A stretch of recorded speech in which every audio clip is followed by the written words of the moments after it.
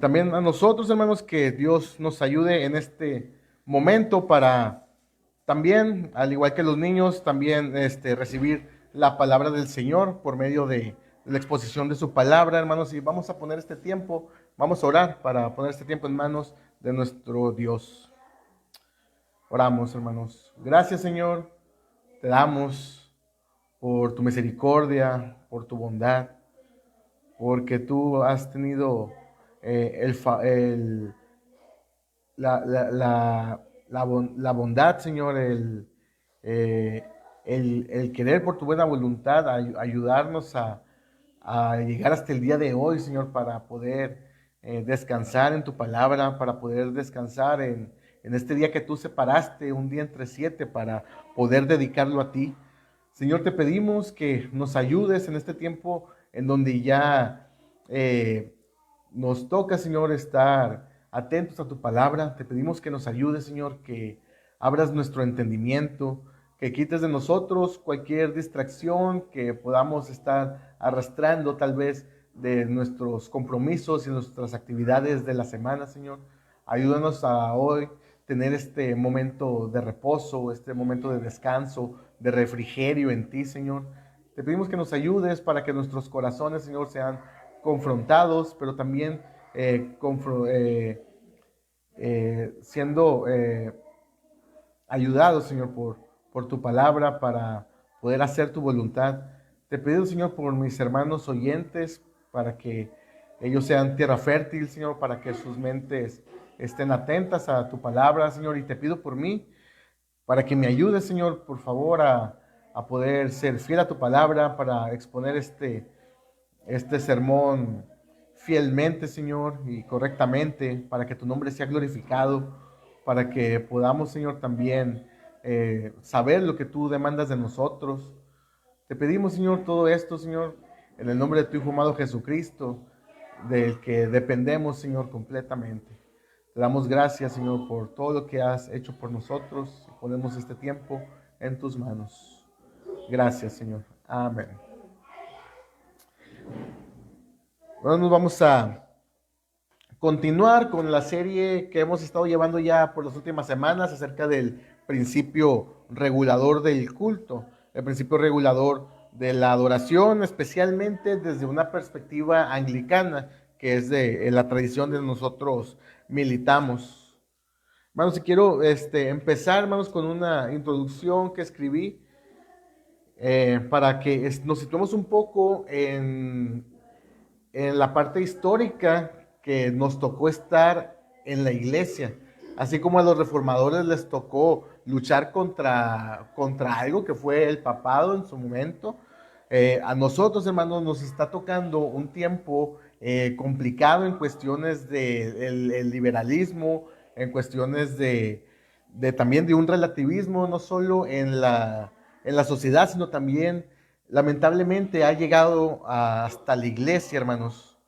Y es innegable que la iglesia, hermanos, en las últimas décadas ha sido dañada por lo que comenté, por el relativismo, no solo en un sentido, en un ámbito teológico y doctrinal, sino también esto ha golpeado en el ámbito litúrgico y práctico de la vida cristiana.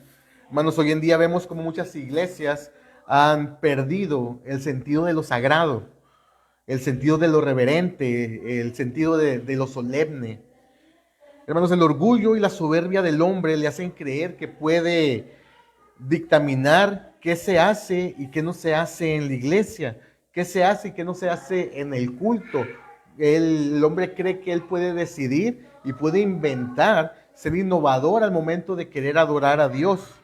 Hermanos, y somos testigos de cómo en menos de 100 años la iglesia pasó de tener un culto centrado en la palabra de Dios, con himnos clásicos, con oraciones, con lecturas, con predicación y administración de los sacramentos, a espectáculos circenses y penosos llenos de luces, humo, pantallas gigantes y conciertos, donde las lecturas del Antiguo y del Nuevo Testamento fueron relegadas y los salmos y los cánticos espirituales fueron reemplazados por canciones carentes totalmente de doctrina bíblica, pero llenas de un sentimentalismo barato que solo busca estimular las emociones de quienes los oyen.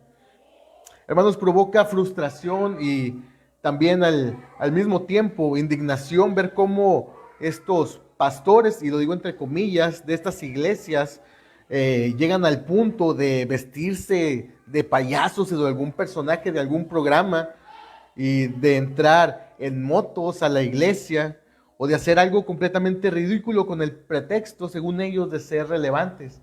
Y estos ejemplos los doy porque yo los he visto personalmente. He visto cómo pastores o personas que se dicen pastores han querido utilizar estos métodos para, según ellos, llegar a la juventud y sentirse algo cool para los jóvenes, pero es completamente irreverente a lo que es el culto sagrado para nuestro Dios.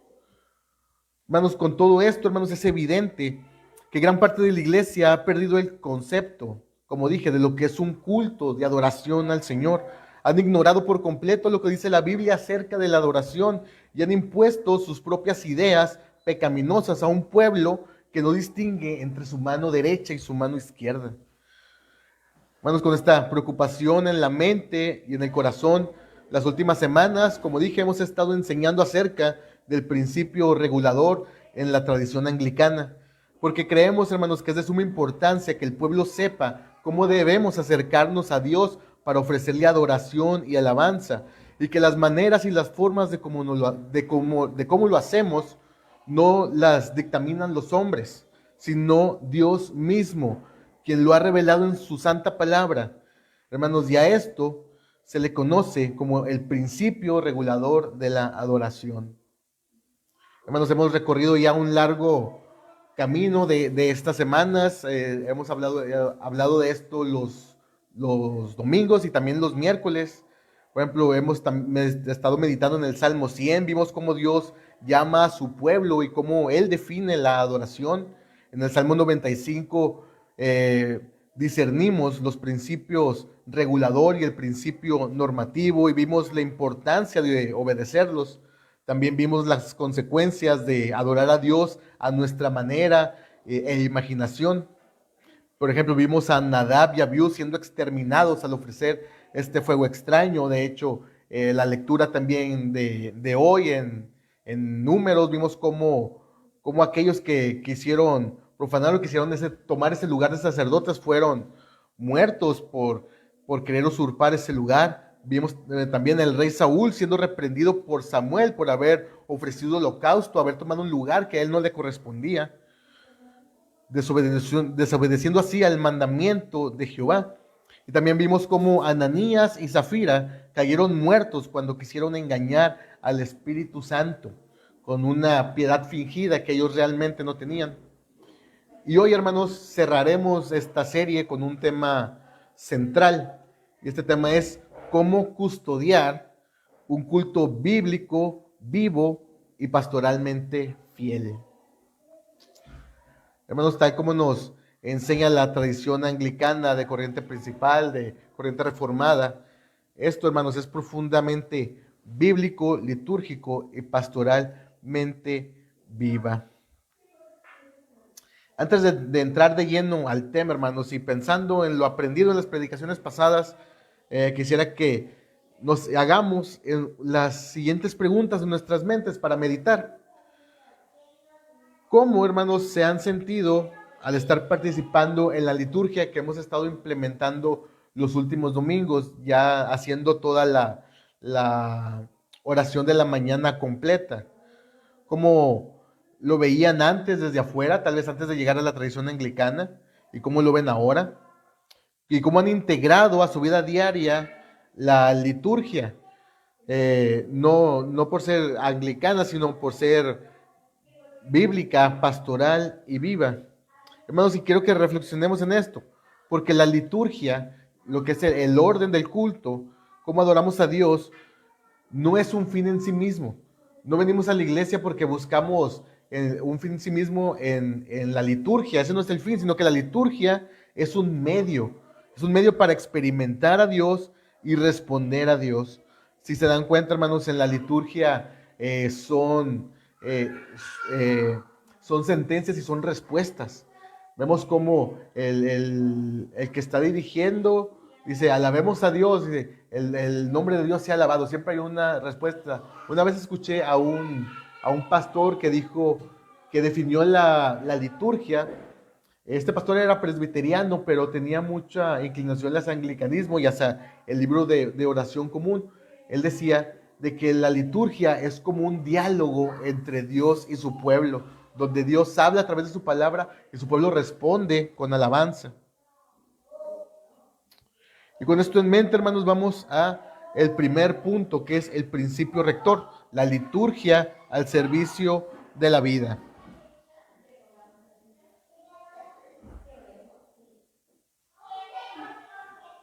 Juan 4:23 dice, mas la hora viene y ahora es, cuando los verdaderos adoradores adorarán al Padre en espíritu y en verdad, porque también el Padre tales adoradores busca que le adoren. Hermanos, nuestro Dios busca adoradores verdaderos, personas que lo adoren en espíritu y en verdad. Este texto nos habla de que la adoración ya no es como lo concebían los judíos por medio de los sacrificios, por medio del templo, de los rituales. No, hermanos, sino que ahora la verdadera adoración es por medio de Jesucristo, el unigénito del Padre. Aquella mujer en el pozo de Jacob alegaba con Cristo que los samaritanos adoraban en este monte y que los judíos adoraban en el templo. Pero Cristo, hermanos, le dijo que llegaría el día en que la adoración ya no sería a través de un templo físico o de un monte, sino que la adoración verdadera sería a través de Él. Y que los que quieran adorar a Dios verdaderamente lo tienen que hacer por medio de Cristo. Y si no lo hacen por medio de Él, su adoración es falsa. Aquí Dios está dictaminando cómo debe ser la adoración. Aquí vemos el punto que Dios está diciendo, ya no va a ser por medio del templo, ya no va a ser por medio de los sacrificios, sino va a ser por medio de mi Hijo, va a ser por medio de Cristo, de nuestro Salvador, hermanos. Aquí vemos cómo el principio regulador está funcionando para la iglesia desde ese entonces, hermanos, y desde mucho antes. Porque vemos que Dios dice, a ver, no pueden adorar donde quieran. Va a llegar el momento en que si adoran de esa manera va a estar equivocado. Ahora van a adorar por medio de Cristo. Hermanos, los judíos hoy en día siguen aferrados en adorar por medio de un templo que ya ni existe. Por eso vemos que ellos oran en el único muro que está de pie todavía, el muro de los lamentos. Y ellos quieren adorar a Dios de esa manera. Pero eso es una forma falsa y equivocada de adorar a Dios, porque Dios dictaminó que era a través de su Hijo. Ellos, hermanos, al rechazar a Jesús como el Mesías, están en rebeldía y en desobediencia a Dios. Y no solo ellos, hermanos, sino que cualquiera que se niegue en adorar a Dios por medio de Cristo está en oposición a Dios, porque Dios mismo estipuló que la adoración fuera así, por medio de Cristo, ya no en un templo, ya no en un monte, sino por medio de su Hijo. Si se dan cuenta, hermanos, la deformación del culto no comienza cuando estamos aquí en la iglesia.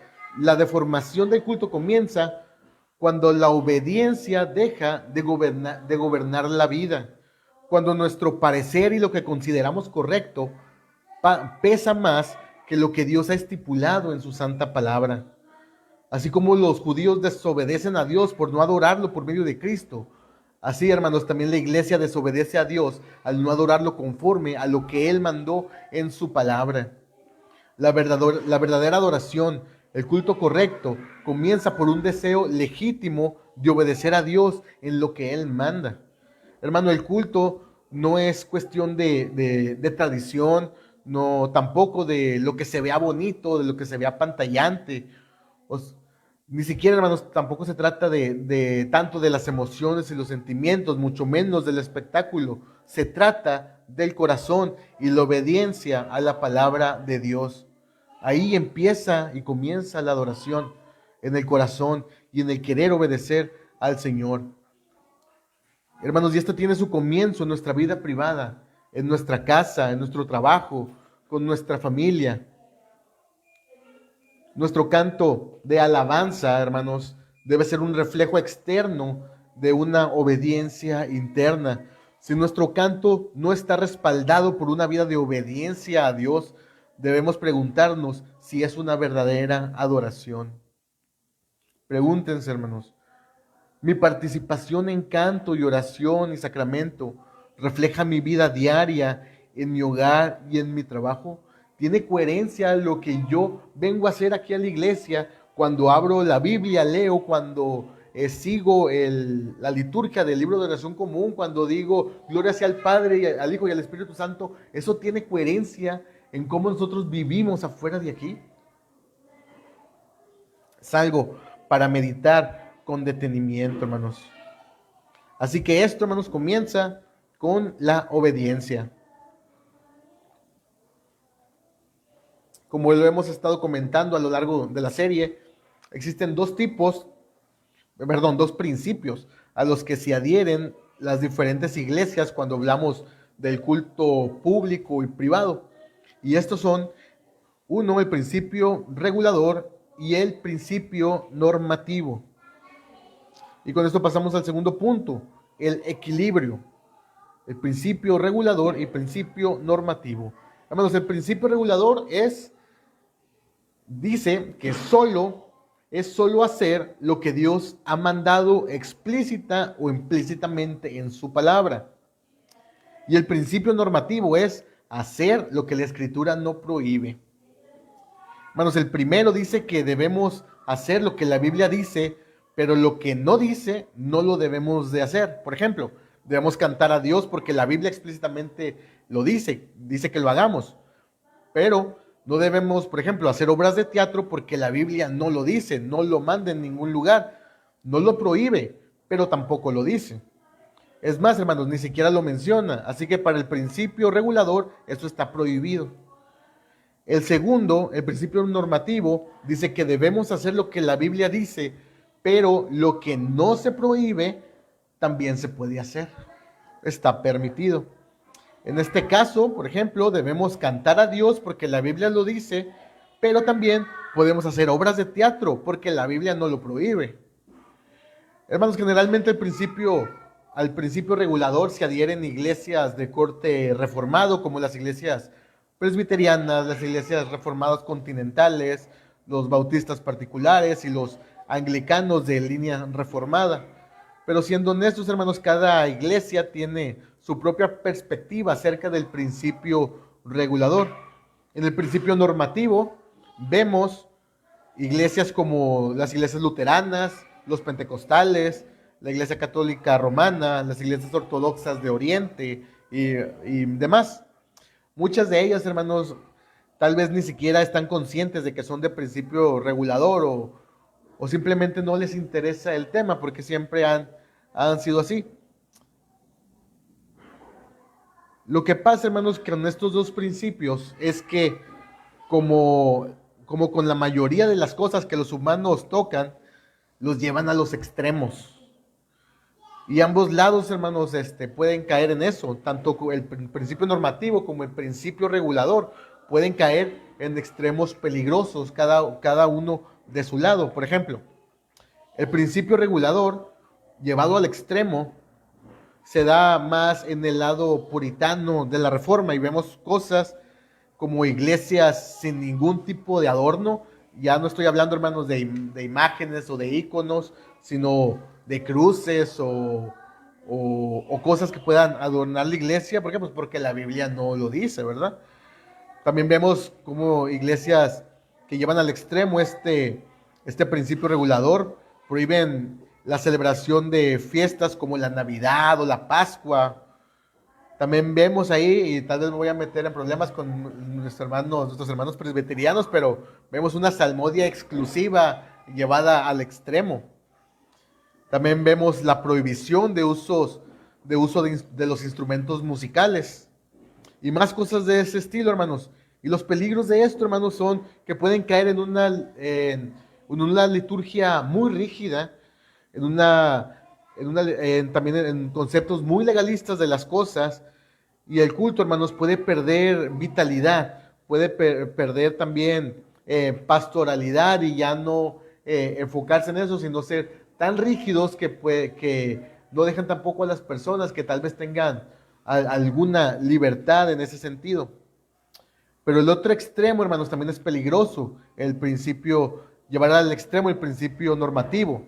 Y yo creo que es todavía más peligroso porque el decir que se puede hacer todo lo que no está prohibido por la Biblia se puede entender como una invitación o una aprobación de hacer absolutamente todo.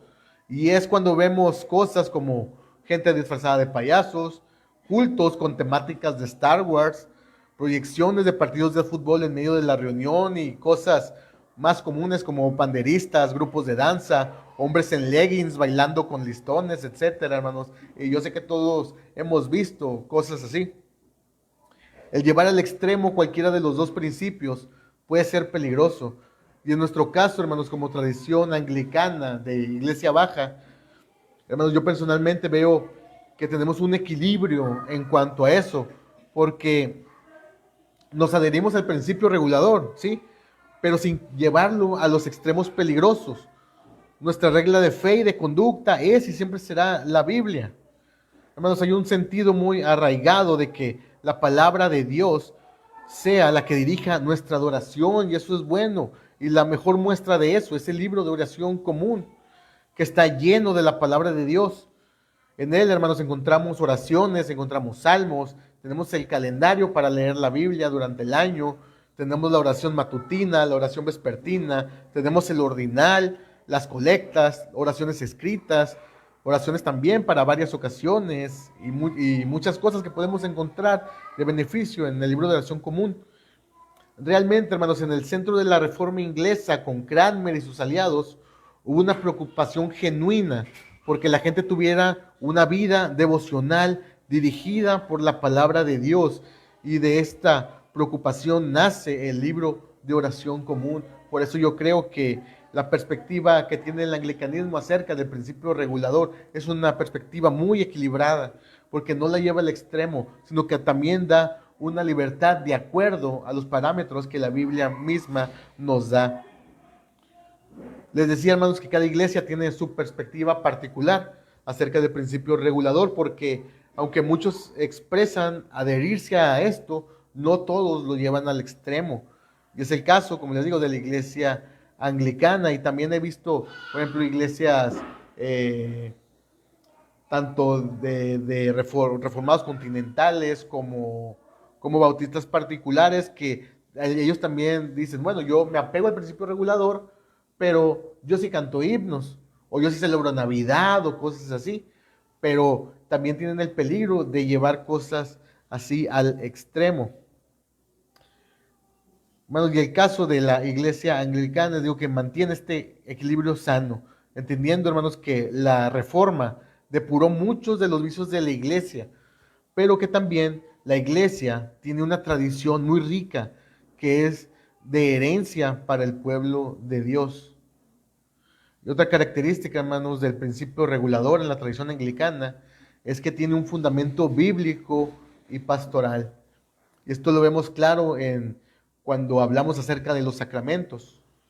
En Primera de Corintios 11, 23, 29, es Pablo hablando acerca del sacramento de la Santa Cena, de la Cena del Señor. Dice, porque yo recibí del Señor lo que también os he enseñado, que el Señor Jesús, la noche que fue entregado, tomó pan y habiendo dado gracias, lo partió y dijo, tomad, comed, esto es mi cuerpo que por vosotros es partido, haced esto en memoria de mí. Asimismo, tomó también la copa después de haber cenado, diciendo, esta copa es el nuevo pacto en mi sangre, haced esto todas las veces que la bebiereis en memoria de mí. Así pues, todas las veces que comiereis este pan y bebiereis esta copa, la muerte del Señor anunciáis hasta que Él venga. De manera que cualquiera que comiera este pan o bebiera esta copa del Señor indignamente, será culpado del cuerpo y de la sangre del Señor. Por tanto, pruébese cada uno a sí mismo y coma así del pan y beba de la copa, porque el que come y bebe indignamente sin discernir el cuerpo del Señor, juicio come y bebe para sí. Lo primero que notamos de este texto, de lo que dice el apóstol Pablo, es que dice, yo recibí del Señor lo que también os he enseñado. Pablo se apega a las instrucciones de Cristo. Pablo no inventa, no se saca de la manga la manera de hacer un sacramento. No, él dice, Cristo lo instituyó de esa manera. Cristo dijo, háganlo así, y así se tiene que hacer. Y se tomó pan, y habiendo dado gracias lo partió y dijo, tomad, comed. Y cuando habla de la copa, dice, esta es la copa, esta copa es el nuevo pacto en mi sangre. Dice, haced esto todas las veces que la bebiereis en memoria de mí. Dice, así lo dijo Cristo que lo hiciéramos, así lo tenemos que hacer. No tenemos que andar inventando rituales extraños, no tenemos que añadirle, no tenemos que quitarle. Y en ese sentido, la iglesia evangélica de hoy en día ha caído en algo muy peligroso. Ha desacralizado el sacramento de la cena del Señor. ¿Cómo? Quitándole el vino al pueblo. En la Reforma Protestante, hermanos, se luchó porque la Iglesia Católica le había quitado la copa al pueblo.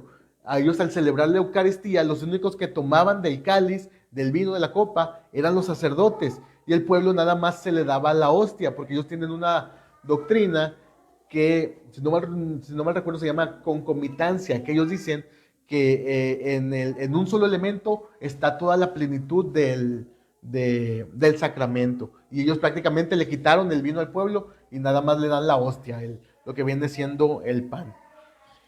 Y los husitas, si no me recuerdo, fueron los primeros que lucharon con eso, de que regrésenle la copa al pueblo, queremos participar del vino. Y la Reforma Protestante trajo eso de vuelta, le regresó el vino al pueblo. Pero ¿qué pasó después? Los mismos evangélicos le vuelven a quitar la copa al pueblo. ¿Cómo? Cambiando el vino por jugo de uva.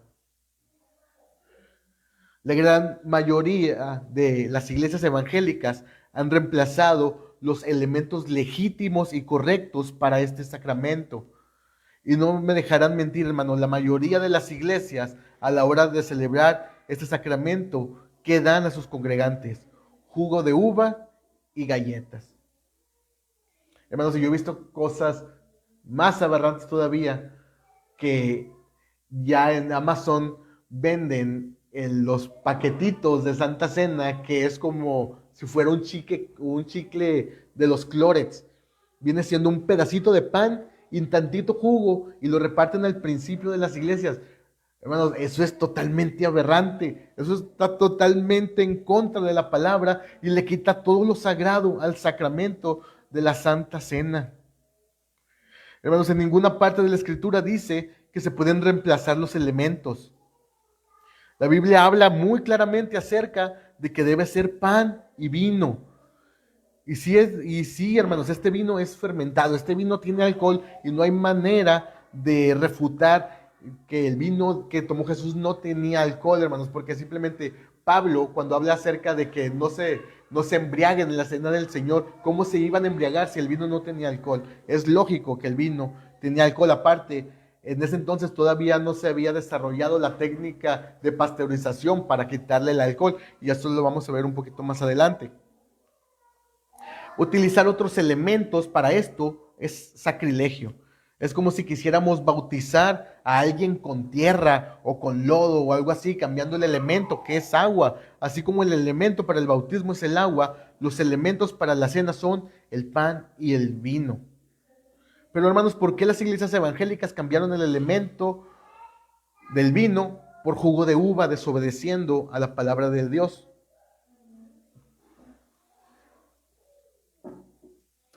Un resumen así bien breve de cómo históricamente pasó esto, porque hubo una causa. En el siglo XIX, hermanos, hubo un movimiento prohibicionista en alcohol en las iglesias de Estados Unidos.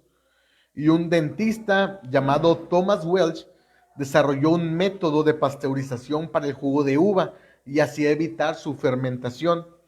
Porque, hermanos, naturalmente si se exprime la uva, si se exprime el fruto de la vid, va a fermentar y va a crear alcohol, hermanos. Eso es algo natural, así pasa. Esto lo hizo Thomas Welch para darles una alternativa sin alcohol a las iglesias de Estados Unidos. Él era de la iglesia metodista y obviamente, hermanos, él patentó y creó la marca Welch y sus jugos. y obviamente se volvió rico, ¿verdad? Mató dos pájaros de un tiro. Por un lado, profanó un sacramento que por 1800 años se había mantenido intacto y además se hizo rico en el proceso. Fue una ganga, hermanos, para él. Hermanos, y esto se hizo rico porque la mayoría de las iglesias de Estados Unidos dejaron a un lado el vino legítimo y comenzaron a usar el jugo Welch para la cena del Señor. Hermanos, esto, cuando uno lo lee y lo compara con la escritura y ve todo lo que ha pasado, que eso fue en los años 1800. Ya estamos en el 2026 y hay gente que todavía tiene arrastrando este pecado. Hay iglesias que todavía están haciendo esto. Hermanos, yo creo que es probablemente de las peores cosas que le han pasado a la iglesia en los últimos años, en los últimos siglos más bien. Porque, hermanos, Estados Unidos, con su cultura de expansión, llevó esto a todos lados. Y ahora vemos, hermanos, en todo el mundo iglesias de corte evangélico que usan juguito Jumex o juguito del Valle para la Santa Cena, profanando así el sacramento de la Cena del Señor. Le quitaron lo sagrado al sacramento, a la ordenanza. En este punto, hermanos, la iglesia anglicana se mantiene fiel a la Biblia. Nosotros utilizamos pan y vino como debe de ser, no porque queramos ser diferentes o queramos ser los especiales o nos sintamos rudos por usar alcohol, hermanos, no, sino porque la Biblia dice que es pan y vino y punto. Hermanos, y esto es algo que cuando yo llegué a la iglesia, realmente eso es algo que yo estaba buscando, una fidelidad en cuanto a los sacramentos, porque incluso iglesias que se dicen o se llaman a sí mismas reformadas usan jugo de uva. Y dices, ¿cómo puede ser? O sea, incluso iglesias, por ejemplo, iglesias bautistas que ellos se adhieren a la Confesión de Fe de Londres. La Confesión de Fe de Londres dice que es pan y vino, y ellos lo cambian por jugo de uva, hermanos. En ese sentido, el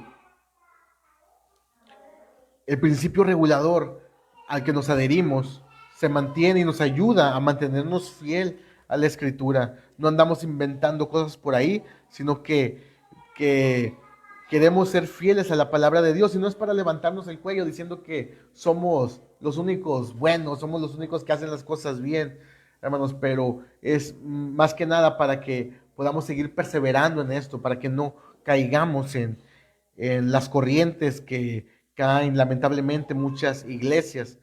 Tal vez lo hacen por buenas intenciones, como no hacer que aquellas personas que todavía, tal vez tuvieron algún problema con el alcohol caigan, pero eso ya había pasado en el primer siglo. Era un problema que la iglesia de Corinto tenía, pero Pablo no dijo, ay, hay hermanos que tienen problemas con el alcohol, pues quítenles el vino. No, Pablo dijo, no, que ellos cambien, que ellos no se emborrachen. El vino se va a seguir utilizando.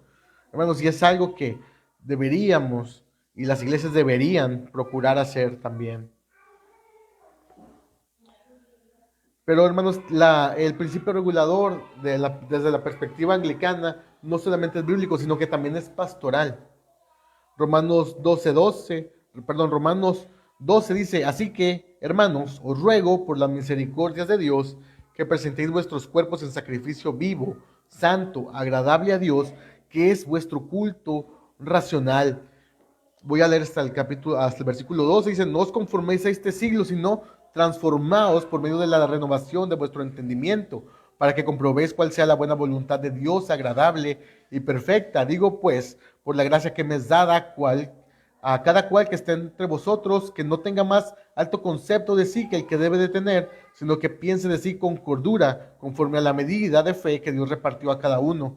Porque de la manera en que un cuerpo tenemos muchos miembros, pero no todos los miembros tienen la misma función, así nosotros, siendo muchos, somos un cuerpo en Cristo, y todos los miembros los unos de los otros, de manera que teniendo diferentes dones, según la gracia que nos es dada, si el de profecía, úsese conforme a la medida de la fe, o si de servicio, en servir, o el que enseña, en la enseñanza, el que exhorta, en la exhortación, el que reparte con liberalidad, el que preside con solicitud, el que hace misericordia con alegría, el amor sea sin fingimiento. aborreced lo malo, seguid lo bueno, amaos los unos a los otros con amor fraternal.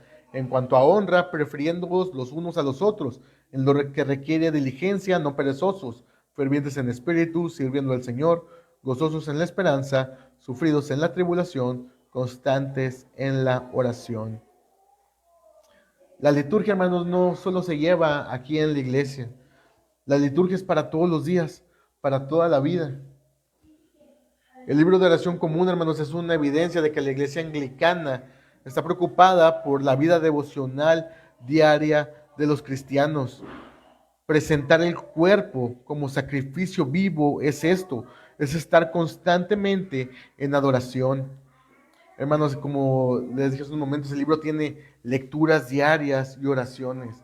¿Para qué? Para que estemos constantemente siendo alimentados de la palabra del Señor, para que no perdamos esta continuidad de devoción, sino que estemos tanto en la mañana como en la tarde, como en la noche, están pensando en la palabra de Dios, meditando en sus mandamientos, meditando en su gracia, presentando nuestros cuerpos como sacrificio vivo, como sacrificio santo, agradable al Señor. Y dice la palabra que es vuestro culto racional, no es algo que no podamos observar o meditar o razonar, no es algo loco, no es algo sin sentido, no, es algo que el Señor nos demanda, es algo en lo que podemos hacer con nuestras mentes, con nuestros corazones, completamente conscientes de lo que estamos haciendo y para quién lo estamos haciendo.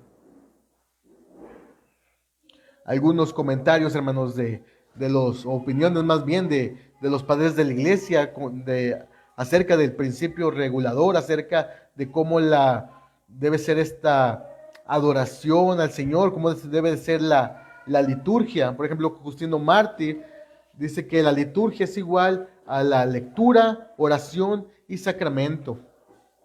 Tertuliano, hermanos, él rechazó las innovaciones que no vinieran directamente de los apóstoles, y es algo que nosotros mantenemos. No estamos innovando en ese sentido. Por ejemplo, la bendición que se hace al final, que de hecho está en el libro de oración común, no es una bendición que alguien se haya inventado. Todo lo contrario, es una porción directamente sacada de las Escrituras, que es 2 de Corintios 13:14, que dice: la gracia del Señor Jesucristo, el amor de Dios y la comunión del Espíritu Santo sean con todos vosotros. Amén. Hermanos, yo he estado en iglesias, en una iglesia particularmente, donde el pastor al final daba una bendición, pero no era una bendición sacada de la Escritura, era una bendición que él se inventó. Él decía algo así, decía: te bendigo con la bendición de Abraham, con la bendición de Isaac, con la bendición de Jacob, y decía, y con mi bendición. O sea, poniéndose a la altura de los patriarcas. En ese entonces yo no distinguía tanto y pues me decía, bueno, pues él es pastor, tiene autoridad, pero es muy peligroso llegar a esos sentidos. Cuando uno se desvía de la Biblia, cuando uno quiere innovar, puede caer en cosas al filo casi de la herejía o cosas así, hermanos. Pero qué mejor, hermanos, resguardarnos del peligro siendo obedientes a la palabra del Señor, y que todo lo que hagamos vaya de acuerdo a su santa palabra. Y en el libro de oración común, hermanos, no se aparta de eso. Hermanos, simplemente hoy que estamos haciendo completo la liturgia, la oración de la mañana, son lecturas y lecturas de la palabra. Es una lectura del Nuevo Testamento, del Antiguo Testamento, y hay una respuesta igualmente sacada de las Escrituras.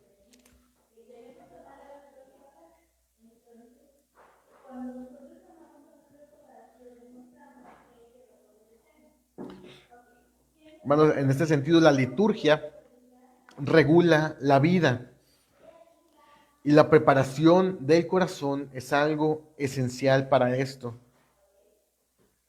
Si pensamos, hermanos, en la iglesia de los primeros siglos, en la iglesia primitiva, a lo mejor podemos pensar que ellos, al ser tan tempranos en cuestión de la historia del cristianismo, no tenían como que un orden que seguir, y se experimentaban con cosas o innovaban cosas.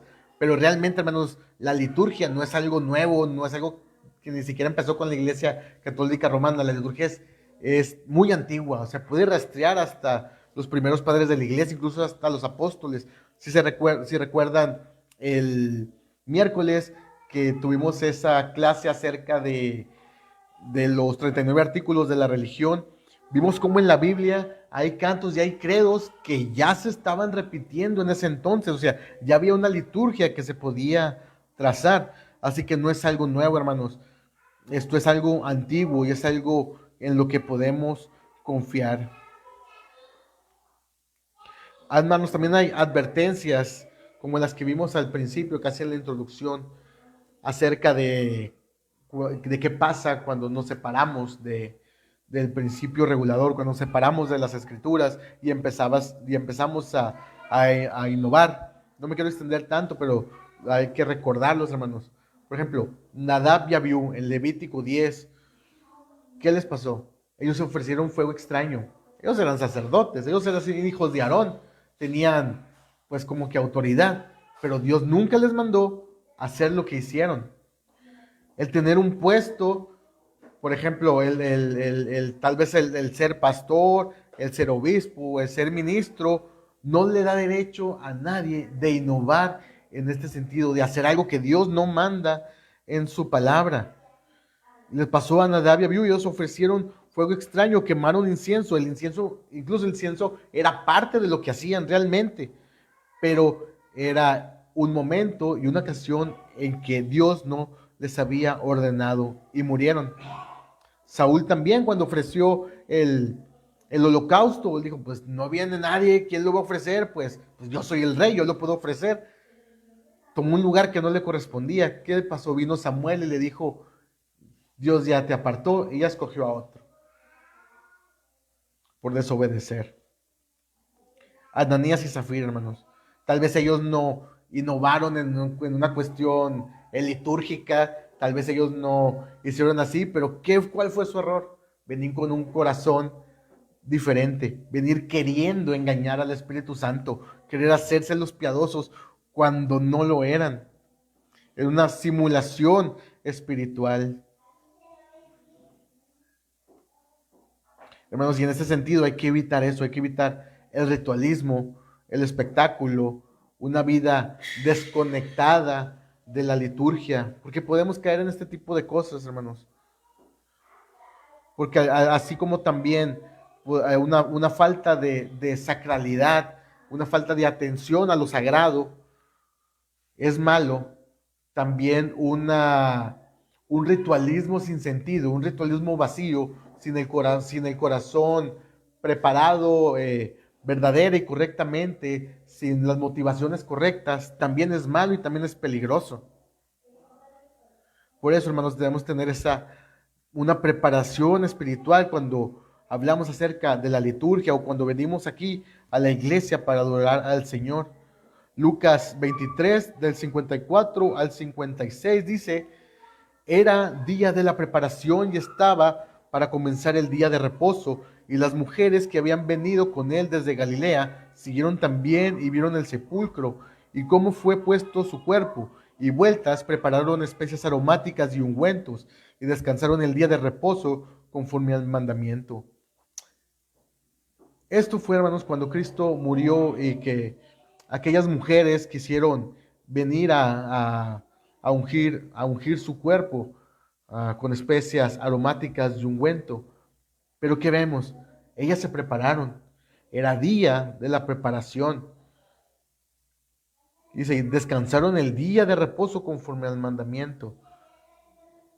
Hermanos, antes de venir a la iglesia, antes de venir el domingo, que el domingo tampoco no es algo sacado de la manga, que de repente la iglesia se puso de acuerdo en decir, vamos a reunirnos todos el domingo. No, es un día entre 7 que Cristo separó, es un mandamiento, es el día de reposo cristiano, el día que Cristo resucitó, por eso nos reunimos aquí. Esto también es parte del culto regulador, del principio regulador, perdón.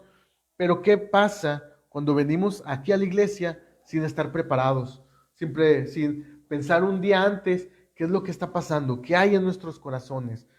Hermanos, vivimos en una vida completamente ajetreada, de lunes a viernes, y muchos hasta el sábado están 8 o hasta 12 horas en el trabajo con la cabeza llena de preocupaciones de que tengo que pagar esto, tengo que hacer esta vuelta, tengo que hacer lo otro. Y llega el domingo y a veces todavía tenemos esas cosas en la cabeza. ¿Cómo podemos venir con un corazón dispuesto a adorar a Dios, con un corazón preparado, si nuestra mente está pensando en las actividades que probablemente vamos a volver a comenzar mañana? Hay que venir, hermanos, como estas mujeres, preparándose desde un día antes. El Sabbat, hermanos, empezaba desde una tarde antes, porque ellos medían el día distinto. Para ellos el día empezaba en la tarde y culminaba en la tarde del siguiente día. Para nosotros empieza pues realmente el día siguiente, pero debemos tomar este ejemplo de ellas, de cómo un día antes ya se estaban preparando. Un día antes estaban preparando su corazón, estaban examinando sus vidas, diciendo, a ver, mañana, por ejemplo nosotros, mañana vamos a ir a la casa del Señor, vamos a ir a derramar nuestro corazón delante de Él, vamos a cantarle, voy a leer su palabra, pero mi corazón está listo, mi mente está lista, voy a tener distracciones mañana en la iglesia. Hermanos, la vida se ordena para el culto, no el culto para la vida. Y consejos prácticos para esto, hermanos, es prepararnos un día antes de las cosas que tenemos que hacer hoy. Por ejemplo, los que tenemos niños, ¿sabes qué? Para que mañana no haya distracciones, que no haya algo que me impida llegar a la casa del Señor o distraerme o cosas así, voy a preparar la ropa de los niños y mi ropa un día antes, o el desayuno, tal vez me voy a tener que levantar más temprano para hacer el desayuno.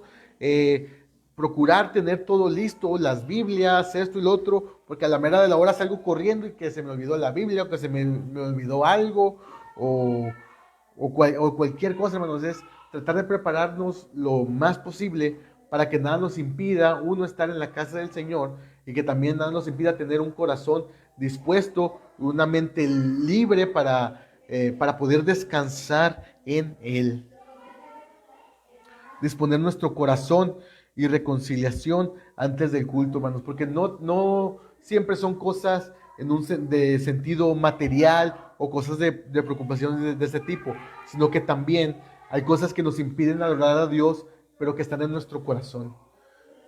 Si discutí con alguien, si me peleé con alguien, si tengo algo contra el hermano, ¿qué dice la palabra? Antes de venir y ofrecer tu sacrificio, ponte a cuentas con tu hermano, con aquel que has tenido un problema. Y ahora sí, ven a la casa del Señor.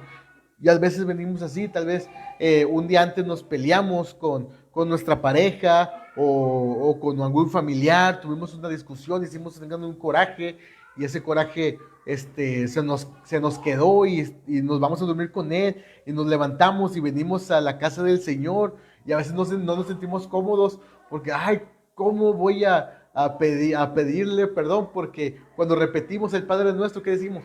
Perdónanos como también nosotros perdonamos a los que nos ofenden, pero todavía no hemos perdonado a aquel que nos ofenden y ya estamos pidiendo perdón. Así que, hermanos, en ese tipo de cosas también hay que prepararnos nuestro corazón. Hay que preparar también nuestra mente. ¿Qué se va a leer mañana en la iglesia? Tengo el calendario. Mañana vamos a leer el Antiguo y el Nuevo Testamento.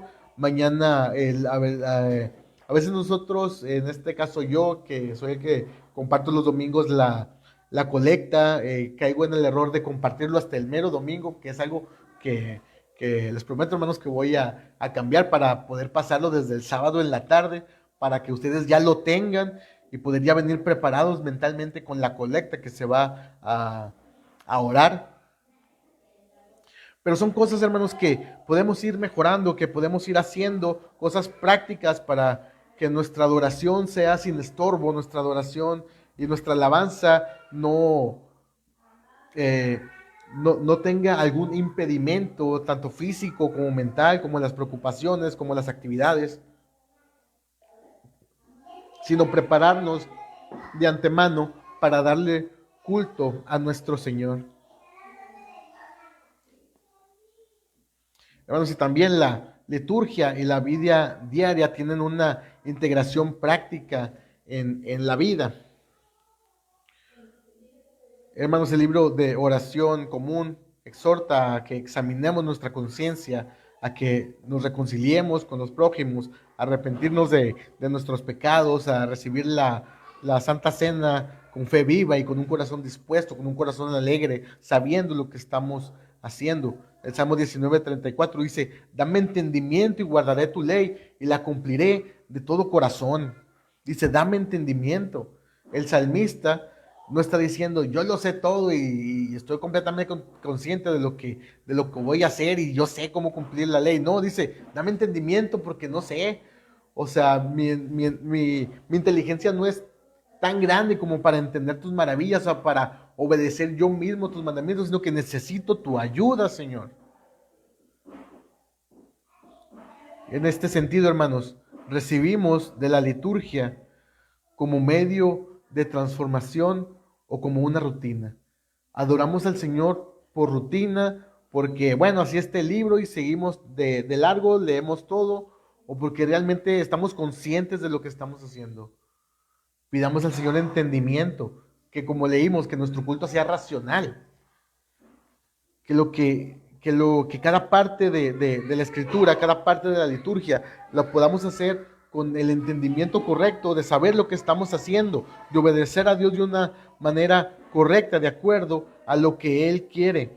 Estábamos platicando no recuerdo si fue el domingo pasado, acerca de las preocupaciones, por ejemplo, en mi caso, y el caso de también otras hermanas, de que decían: bueno, una de mis preocupaciones al llegar a la tradición anglicana es las oraciones escritas, porque uno estaba acostumbrado a las oraciones espontáneas.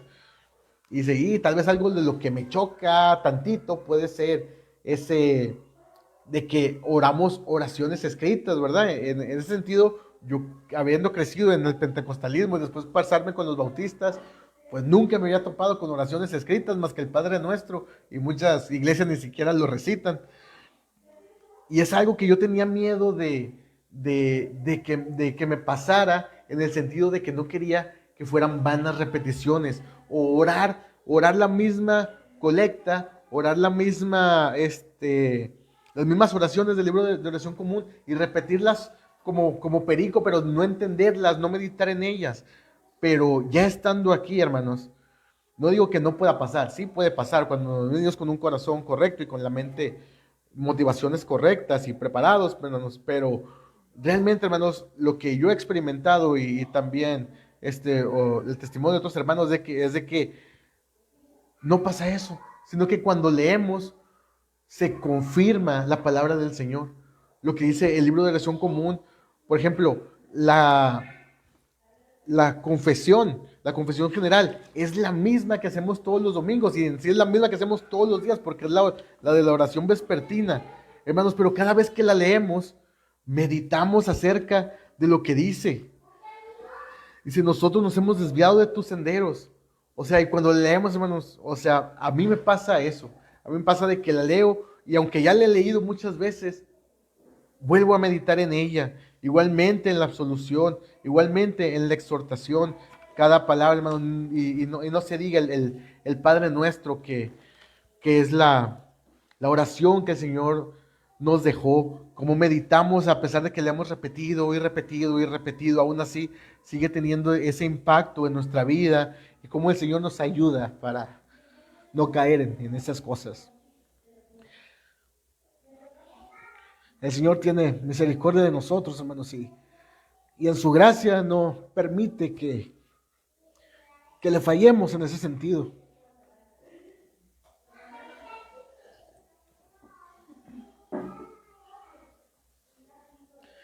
Así que, hermanos, vayamos al Señor para pedirle que nos dé entendimiento, para que no lleguemos a Él con un corazón y con motivaciones cerradas, sino que a pesar de nuestras fallas y nuestros errores, nuestra alabanza se acepta a Él.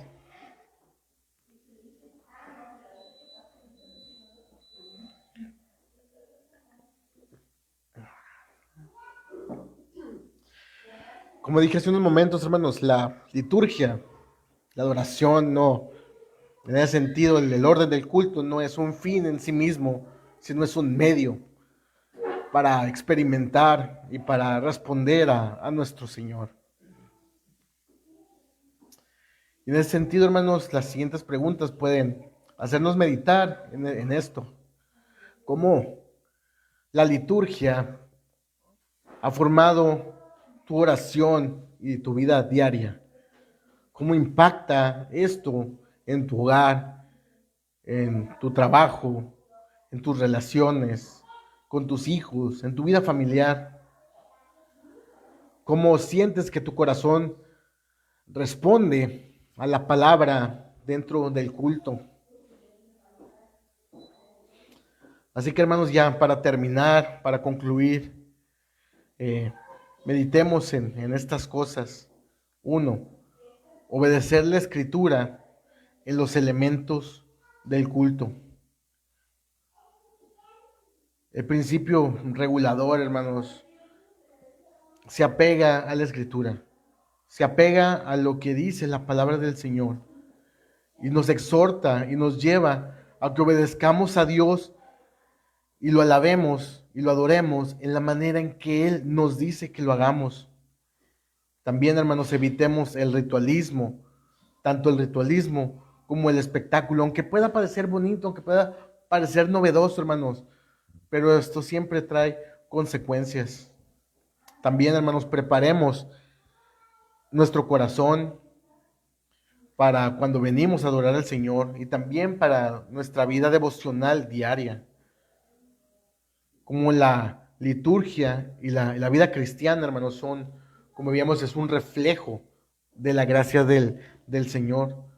La liturgia que Dios nos ha pedido puede parecer ferviente, que la liturgia que Dios no ha pedido puede parecer ferviente, pero nunca será sin consecuencias, hermanos. Nosotros adoramos al Señor como un reflejo de su gracia. No es algo que nazca de nosotros, sino lo amamos porque Él nos amó primero. El culto fiel, hermanos, es el que transforma al adorador y confirma su vida en Cristo. Así que la gracia de Dios, hermanos, nos permita cumplir esto, nos permita ser fieles a Él y que su palabra, hermanos, nos guíe y nos corrija con amor. Vamos a orar.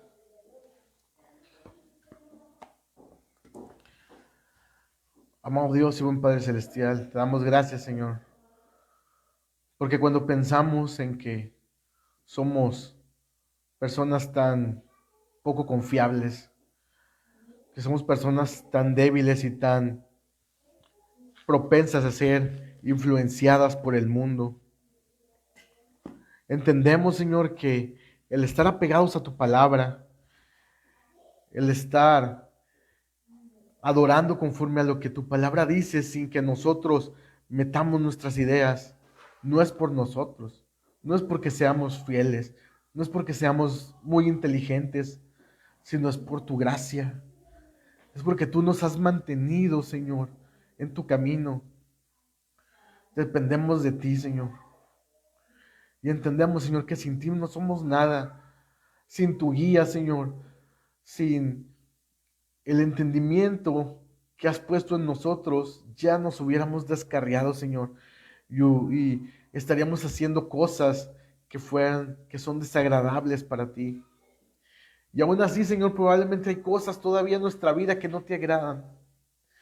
Pero te pedimos, Señor, que tengas misericordia y abras nuestro entendimiento para que podamos, Señor, a la luz de tu palabra, poder detectar las áreas en las que te estamos fallando y poder corregirlas, para poder darte un culto, Señor, lo mejor posible, porque sabemos, Señor, que somos imperfectos, sabemos que todavía hay rezagos de pecado en nuestras vidas y que tal vez no vamos a hacer las cosas completamente bien, Señor, pero descansamos en tu gracia, descansamos en que tú aceptas nuestra alabanza y nuestra adoración, no por nuestros méritos, sino por Cristo.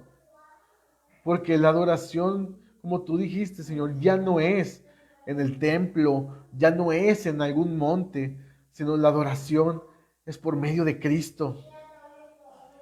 Ayúdanos a descansar en eso y a buscar la fidelidad a tu palabra, a que nuestra vida sea ese reflejo, que nuestra liturgia sea ese reflejo de cómo tú nos has transformado, de cómo tú nos has amado, de cómo tú nos has santificado, Señor. Te damos gracias, Señor, y te lo pedimos, que nos ayudes, que ayudes a nuestras familias, que ayudes a la iglesia, Señor, a seguir perseverando en tu palabra. Te alabamos y te glorificamos, Señor. A ti sea la honra y la gloria por los siglos. Amén.